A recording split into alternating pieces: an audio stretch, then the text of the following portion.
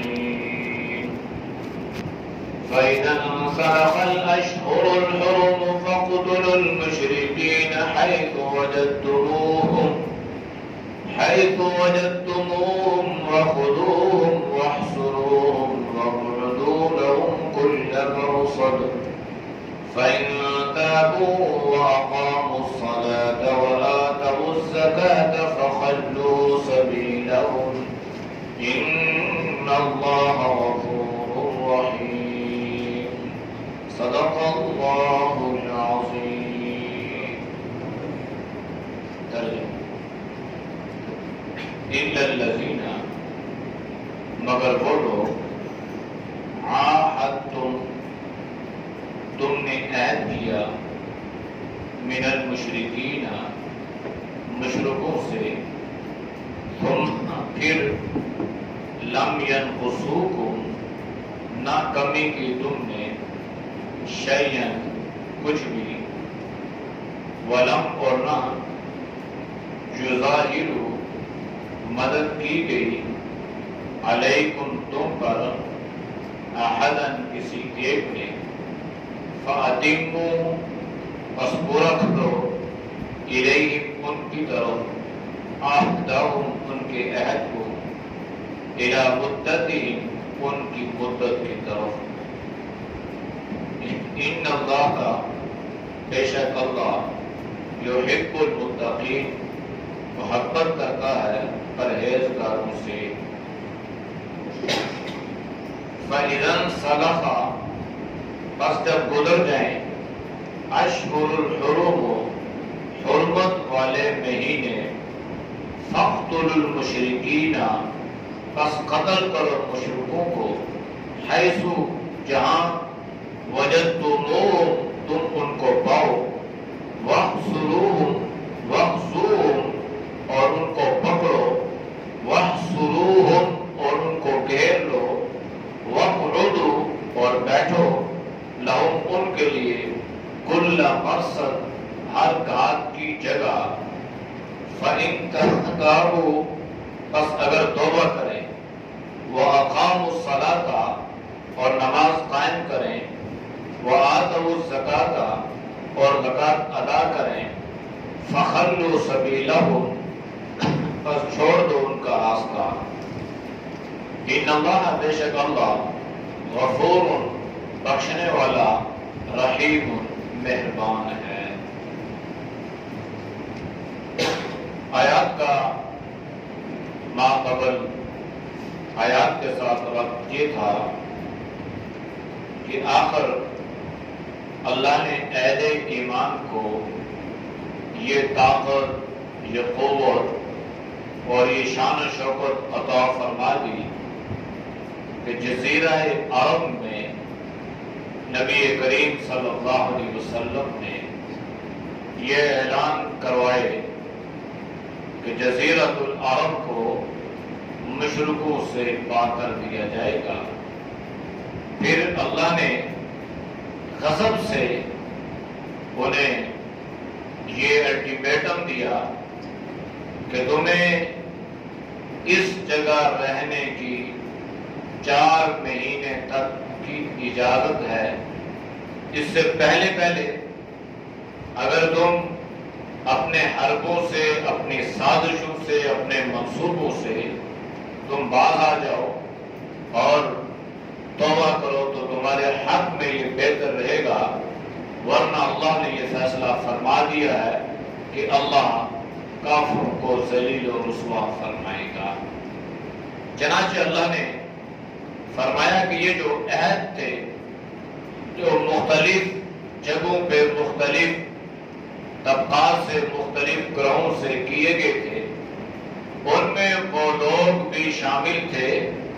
جنہوں نے اپنے عہد کی، اپنے میثاق کی، اپنے وعدوں کی پاسداری نہیں کی تھی اور انہوں نے وہ سارے عہد توڑ دیے تھے. جناب نبی کریم صلی اللہ علیہ وسلم نے مدینہ طیبہ میں جب یہودیوں سے عہد کیے تھے اور انہیں ایک دوسرے کے خلاف مدد کے بارے میں کہا گیا تھا کہ ہم ایک دوسرے کے خلاف کسی اور کی مدد نہیں کریں گے، لیکن اس کے باوجود بنو قریظہ نے، بنو نذیر نے اور مدینہ کے یہودیوں نے کھل کر اس عہد کو توڑا۔ غزوہ بدر میں بھی انہوں نے مشرکین مکہ کی مدد کی، اور اسی طرح غزوہ احد میں بھی انہوں نے کھل کر مشرکین مکہ کی مدد کی۔ تو اب اللہ نے انہیں یہ طاقت عطا فرما دی کہ اللہ نے یہ اعلان فرما دیا ہے، اور یہ دعوت عام ہے کہ اللہ مشرکوں سے اور اللہ کافروں سے، اللہ اور اللہ کا رسول اعلان برات فرماتا ہے۔ تو یہ جو عہد تھا، عہد توڑنے والے جو لوگ تھے ان کے بارے میں کچھ استثناء فرمایا ہے کہ کافروں میں بھی کچھ لوگ ایسے تھے جنہوں نے اپنے عہد کو نہ توڑا، اپنے وعدے پہ، اپنے کیے گئے اس عہد پہ کاربند رہے، پختہ رہے۔ تو ان کو اللہ نے ان آیات میں اس انداز سے ذکر فرمایا ہے، اِلَّا الَّذِينَ، مگر وہ لوگ، عَاهَدتُّمْ، تم نے ان سے عہد کیا، مِنَ الْمُشْرِكِينَ، مشرکوں میں سے، یعنی مشرکین میں سے وہ لوگ ہیں جن سے تم نے عہد کیا تھا، ایک وعدہ کیا تھا، ایک دوسرے کے خلاف تم نے اس بات کو یقین دہانی میں تبدیل کیا تھا کہ ہم کسی تیسرے کے اعلی کار نہیں بنیں گے، ایک دوسرے کے خلاف ہم کسی کی مدد نہیں کریں گے۔ ثُمَّ لَمْ يَنْقُصُوكُمْ شَيْئًا، پھر انہوں نے اپنے اس عہد میں کسی قسم کی کوئی کمی نہ کی۔ نقص کہتے ہیں کمی کو، یہاں کمی سے مراد عہد کی کمی بھی ہے، اور کمی سے مراد یہ ہے کہ انہوں نے عہد کو نہ توڑا، جو وعدہ کیا تھا، جو عہد کیا تھا اس پہ کاربند رہے، اس پہ پختہ رہے۔ تو اللہ نے فرمایا لم ينقصوكم شيئا، پھر انہوں نے ذرا بھی، تھوڑا سا بھی انہوں نے اپنے اس عہد کو نہ توڑا، اس میں کمی نہ کی۔ وَلَمْ يُظَاهِرُوا عَلَيْكُمْ أَحَدًا، اور انہوں نے تمہارے خلاف کسی اور کی مدد بھی نہ کی۔ یعنی سارے ایک طرح کے نہیں ہیں، کافر ہیں، مشرک ہیں یہودی ہیں، لیکن یہ یہودی ہوتے ہوئے بھی اللہ ان کو یہ استثناء دے رہا ہے کہ اسلام اتنا امن و سلامتی والا دین ہے کہ آپ نے اگر ہتھیار اٹھانا بھی ہے، آپ نے یہ اعلان برات فرمانا بھی ہے، تو آپ نے ان کافروں اور ان مشرکوں کو ٹارگٹ کرنا ہے جنہوں نے مسلمانوں کے خلاف سازشیں کی ہیں، مسلمانوں کے جو معاہدے ہوئے تھے انہوں نے ان معاہدوں کو توڑ دیا تھا، ان کے خلاف جو ہے یہ اعلان برات ہے۔ باقی جس نے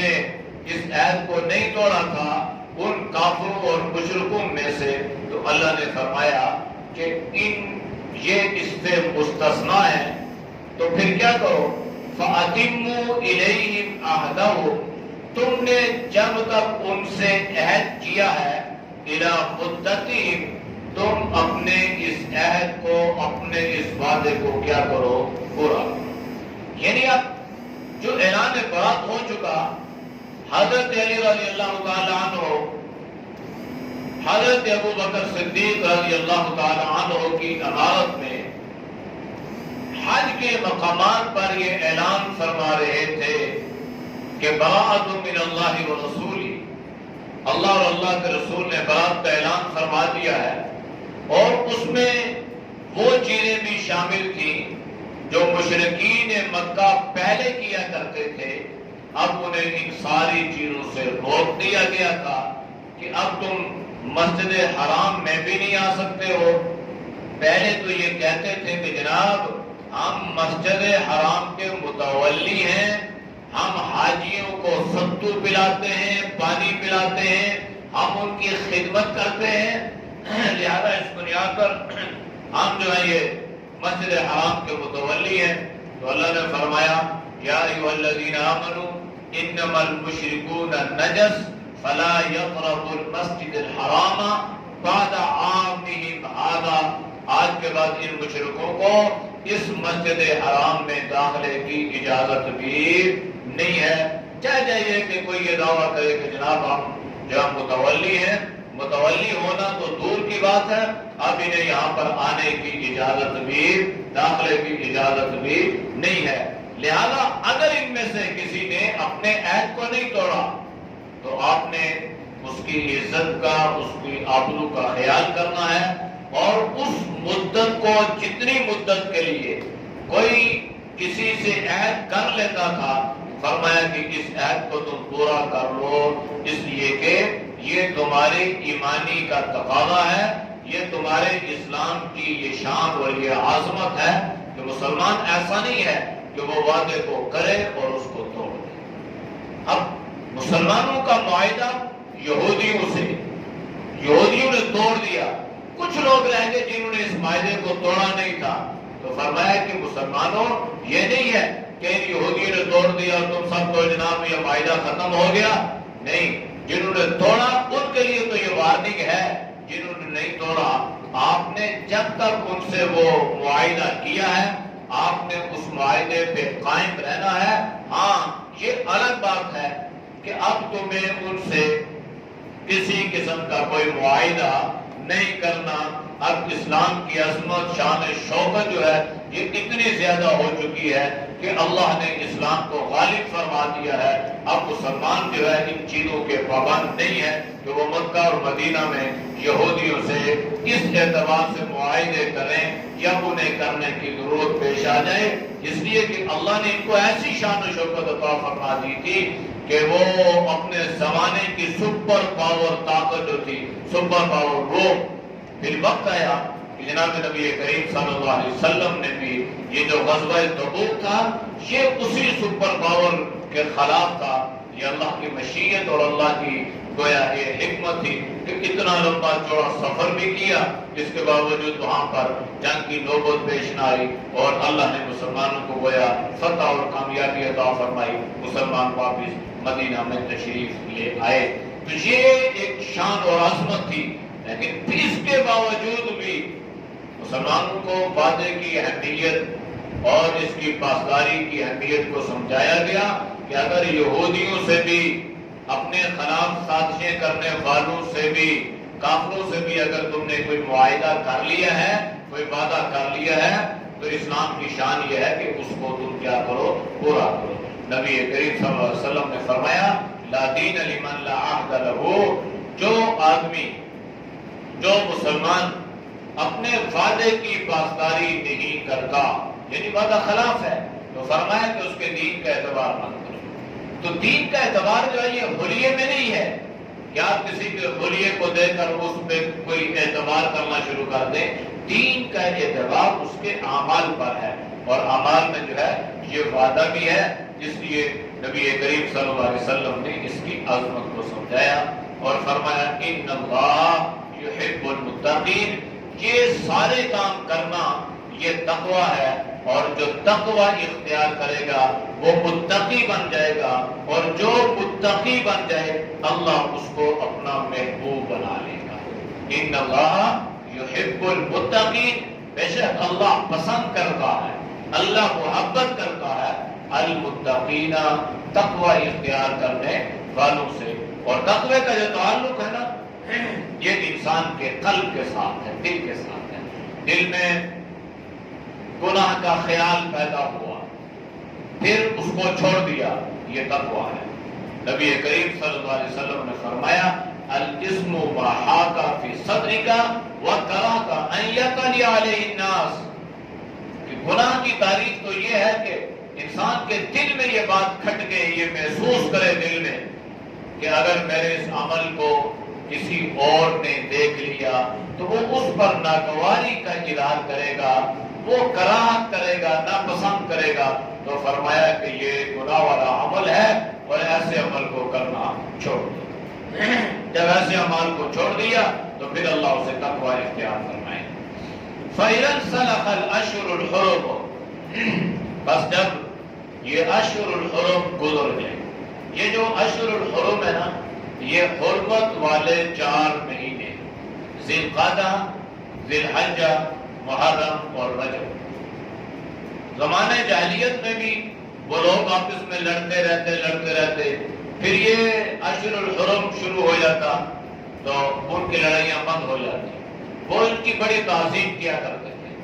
تو اس لیے فرمایا کہ یہ مسلمانوں کو بھی گویا اس اعتبار سے بھی یہ حرمت والے مہینے ہیں کہ اس میں حج ہے، قربانی ہے، دیگر عبادات ہیں۔ تو فرمایا اگر یہ گزر جائیں،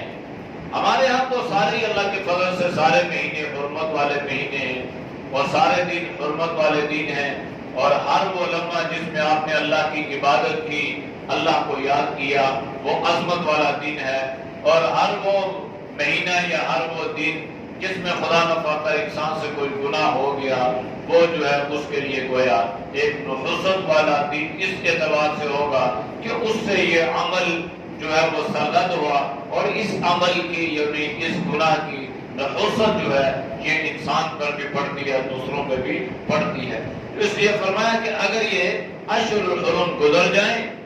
تو وہ لوگ جنہوں نے عہد کو توڑ دیا تھا مشرکین تھے اور مسلمانوں کے خلاف سازشیں کر رہے تھے، فَاقْتُلُوا الْمُشْرِكِينَ، اب ان مشرکوں کو تم کیا کرو، قتل کرو۔ اشہر الحرم میں نہیں کرنے، حرمت والے مہینے اس میں نہیں کرنے، جب یہ گزر جائیں ان کو قتل کرنا ہے، اور قتل کرنے کے لیے تمہیں کسی قسم کی کوئی قید نہیں ہے۔ حیث وجدتموہم، جہاں ان کو پاؤ وہاں انہیں قتل کر دو، اور پھر کیا کرو، وَخُذُوهُمْ، اور ان کو پکڑ بھی لو،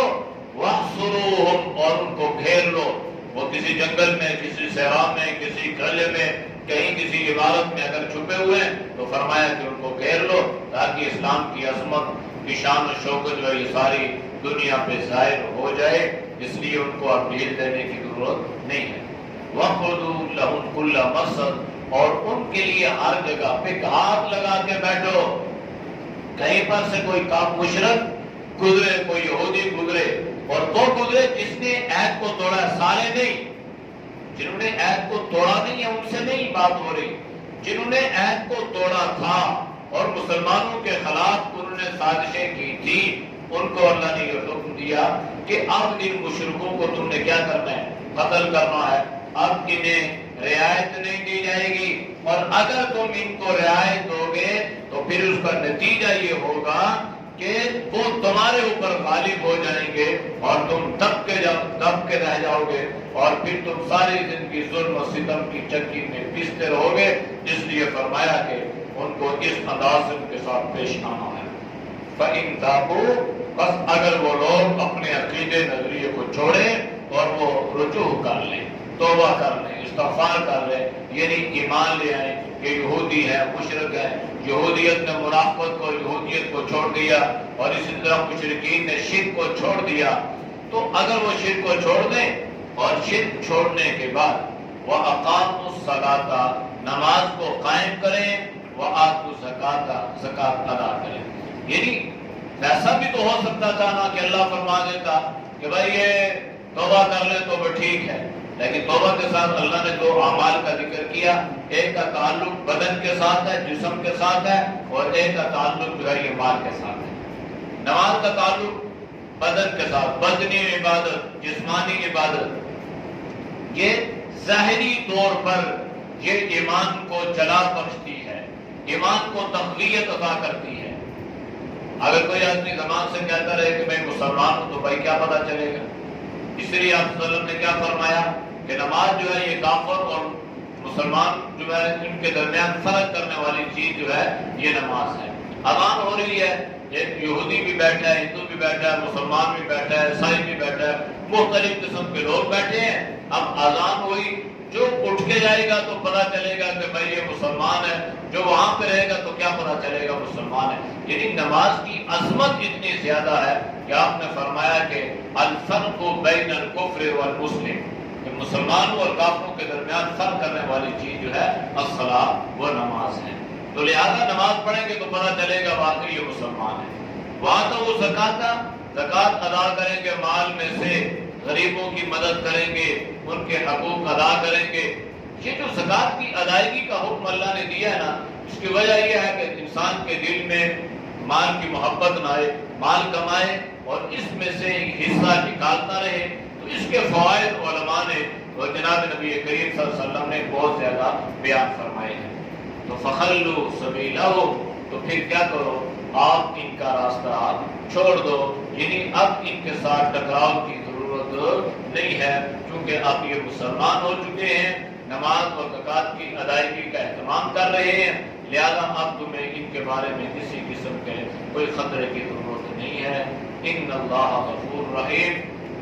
بے شک اللہ بخشنے والا مہربان ہے. ساری زندگی کے گناہ 60 70 80 سال کے گناہ کلمے میں اللہ نے ایسی طاقت رکھی ہے کہ جب کوئی آدمی صدق کے دل سے لا الہ الا اللہ محمد رسول اللہ پڑھتا ہے تو زمانے جاہلیت کے کفر کے سارے گناہوں کو اللہ معاف فرما دیتا ہے. اس لیے اللہ نے فرمایا ان اللہ غفور رحیم، بے شک اللہ بخشنے والا مہربان ہے. اعوذ باللہ من الشیطان الرجیم، بسم اللہ الرحمن الرحیم. إلا الذين عاهدتم من المشركين ثم لم ينقصوكم شيئا ولم يظاهروا عليكم أحدا فأتموا إليهم عهدهم إلى مدتهم إن الله يحب المتقين. فإذا انسلخ الأشهر الحرم فاقتلوا المشركين حيث وجدتموهم وخذوهم واحصروهم واقعدوا لهم كل مرصد فإن تابوا وأقاموا الصلاة وآتوا الزكاة فخلوا سبيلهم إن الله غفور رحيم. الحمد لله رب العالمين والعاقبة للمتقين والصلاة والسلام على خير خلق محمد وعلى آله وصحبه أجمعين. اے اللہ ہم سب کے سارے گناہوں کو معاف فرما، یا اللہ گناہوں سے حفاظت فرما، یا اللہ نے اعمال کی توفیق نصیب فرما، یا اللہ برے اعمال سے، برے خیالات سے، برے راستوں سے، بری صحبتوں سے اللہ تو ہم سب کی حفاظت فرما. اے اللہ یہود و غلود کی سازشوں سے اللہ اہل ایمان کی حفاظت فرما. اے اللہ امت مسلمہ کو غلبہ عطا فرما. یا جہاں کہیں بھی مسلمان مظلوم ہیں، اے اللہ ان کی مدد و نصرت فرما. یا اللہ ظالم کی شر سے ان کی حفاظت فرما. یا اللہ جتنے دور تباہ بزرگ کر رضا کے لیے درس قرآن سنتے ہیں، اللہ ان کے سننے کو قبول فرما. یا اللہ استقامت کے ساتھ سننے سنانے کی توفیق نصیب فرما. یا اللہ قرآن کریم کو ہمارے حق میں شفیع بنا، اور یا اللہ قرآن کریم کو ہمارے لیے بخشش و مغفرت کا ذریعہ بنا. یا اللہ تو سب کی زندگی میں برکت عطا فرما. یا اللہ تو سب کی پریشانیوں کو دور فرما. یا اللہ ہر امتحان سے، ہر شر سے حفاظت فرما. یا اللہ تو سب کو صحت ایمان والی زندگی نصیب فرما. ہمارے مدر شاہ صاحب کافی عرصے سے بیمار رہے ہیں، ان کے لیے بھی خصوصی دعا فرمائے. اللہ پاک ان کو شفائے کلی عطا فرمائے. اللہ ان کو صحت ایمان والی لمبی زندگی عطا فرمائے، اور اللہ ان کا سایہ قادر اپنی اولاد کے سروں میں قائم اور دائم فرمائے.